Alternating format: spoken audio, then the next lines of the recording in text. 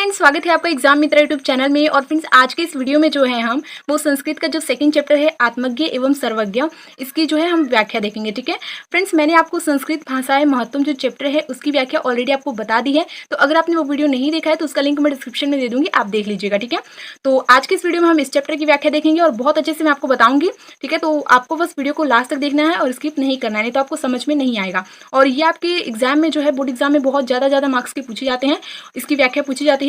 तो अच्छे से वीडियो को देखिएगा पूरा, जिससे कि आप जो है अच्छे से लिख कर आए बोर्ड एग्जाम में। ठीक है, तो चलिए वीडियो को स्टार्ट करते हैं। देखिए फ्रेंड्स, याज्ञवल्क्यो मैत्री मुवाच मैत्रीय उद्यासेन अहम अस्मात् स्थानात् दस्मी।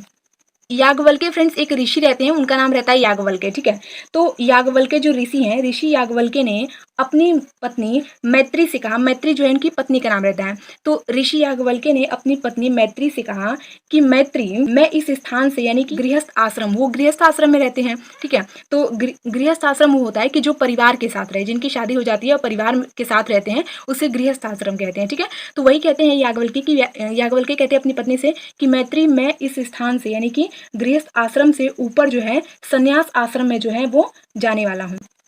आगे देखिए, आगे क्या होता है। आगे कहते हैं ततस्ते अनया कात्यायना विच्छेदम कर्माणि इति।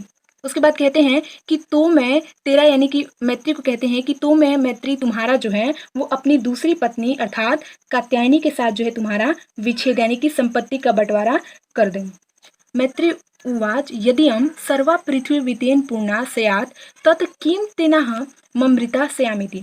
उसके बाद मैत्री बोली, यदि यह धन से संपन्न सारी पृथ्वी जो है ये मेरी हो जाए तो क्या मैं उससे अमर हो सकती हूँ।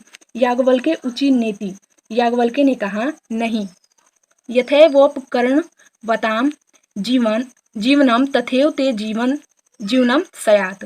जैसा साधन संपन्न धनिकों का जीवन होता है वैसा ही जो है वो तुम्हारा जीवन भी होगा। अमृतत्व से तु नासस्ति वितेन इति।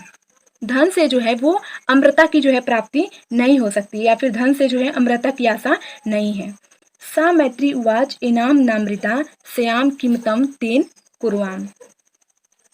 तब मैत्री ने कहा कि जिसमें मैं जो है अमर नहीं हो सकती उसे लेकर जो मैं क्या करूंगी। यदेव भगवान केवल ममृत तत्व साधनम जनाति तदेव मैं ब्रह्मी। कहती कि भगवान जो कुछ भी अमृता प्राप्ति का साधन जानते हो वही मुझे जो है बताएं।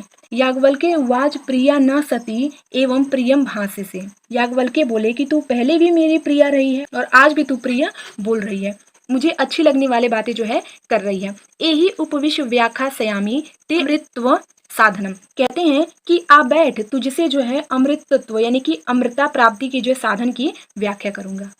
याज्ञवल्क्य उवाच ना वा अरे मैत्री पत्यु कमाए पति प्रिय भवति। याज्ञवल्क्य जो है फ्रेंड्स वो बोले कि अरे मैत्री, पति की इच्छा पूर्ति के लिए जो है वो नारी को जो है वो पति प्रिय नहीं होता, अपितु अपनी इच्छा पूर्ति के लिए जो है आत्मनस्तु वे कमाए पति प्रिय भवति। अपितु अपनी इच्छा पूर्ति के लिए जो है वो पति प्रिय होता है। आगे देखिए, आगे है कि ना वा अरे जायाय कमाए जाय प्रिय भवति आत्मनस्तु वे कमाए जाय प्रिय भवति। आगे कहते हैं कि न ही अरे पत्नी की इच्छा पूर्ति के लिए जो है वो पति को पत्नी प्रिय होती है, अपितु अपनी इच्छा पूर्ति के लिए जो है पति को पत्नी प्रिय होती है। ना वा अरे पुत्र से वित्त से च कमाए पुत्रो वितम व प्रियम भवति आत्मनस्तु वे कमाए पुत्रों वितम व प्रियम भवति। उसके बाद कहते हैं कि ना ही अरे पुत्र या फिर धन की कामना से जो है पुत्र या धन प्रिय होता है, अपितु अपनी ही कामना और पूर्ति के लिए सब कुछ प्रिय होते हैं।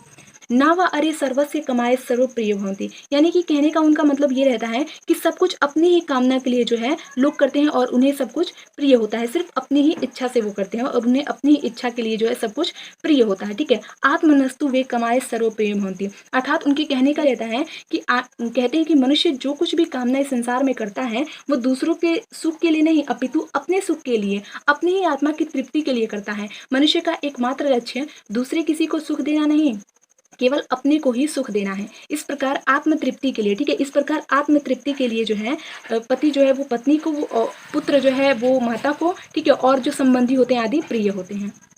तस्मात् आत्मा वा अरे मैत्री दृष्टव्य दर्शनार्थ श्रोतव्य मंतव्य निधि ध्यासिति व्यच आत्मन खलु दर्शनेन इदम सर्व विदितम भवति। कहते हैं कि इसलिए हे मैत्री, आत्मा ही देखने योग्य है, ठीक है, और देखने के लिए जो है वो सुनने योग्य है, मनन करने योग्य है और ध्यान करने योग्य है। निश्चय ही आत्मदर्शन से जो है इन सब का ज्ञान जो है वो हो जाता है, ठीक है। तो ये सारी बातें जो है मैत्री को याज्ञवल्क्य ऋषि जो है वो बताते हैं। मैत्री कौन थी? उनकी पत्नी रहती है, ठीक है। तो यहाँ पर जो है ये चैप्टर जो है फिनिश हो गया। पहला चैप्टर बताया था संस्कृत भाषाएं महत्वम, उसकी व्याख्या नहीं देखी है तो उसका लिंक मैं दे दूंगी डिस्क्रिप्शन में, आप देख लीजिएगा, ठीक है। तो मैं आशा करती हूँ कि आपको बहुत बहुत अच्छे समझ में आ गया होगा फ्रेंड्स। और अगर आपको ये वीडियो पसंद आया हो तो वीडियो को लाइक कर दीजिएगा, और अगर आपने अभी तक एग्जाम मित्र यूट्यूब चैनल को सब्सक्राइब नहीं किया है तो फटाफट से सब्सक्राइब करके साथ में नोटिफिकेशन बेल को भी ऑन कर दीजिएगा, जिससे कि जो भी मैं वीडियो अपलोड करूंगी आपके बोर्ड एग्जाम के लिए इंपॉर्टेंट, उसका नोटिफिकेशन आपको मिल जाएगा। और इस वीडियो को ज़्यादा से ज़्यादा शेयर कीजिएगा अपने फ्रेंड्स के पास, और उन्हें भी जो है एग्जाम मित्रा यूट्यूब चैनल के बारे में बताइएगा, जिससे कि वो अपनी क्लास 12 की जो पढ़ाई है बहुत अच्छे से कर सके इस चैनल के माध्यम से। और अगर आपका कोई भी क्वेश्चन होगा तो कमेंट सेक्शन में पूछ लीजिएगा, ठीक है। तो मिलते हैं नेक्स्ट वीडियो में, तब तक के लिए थैंक यू सो मच।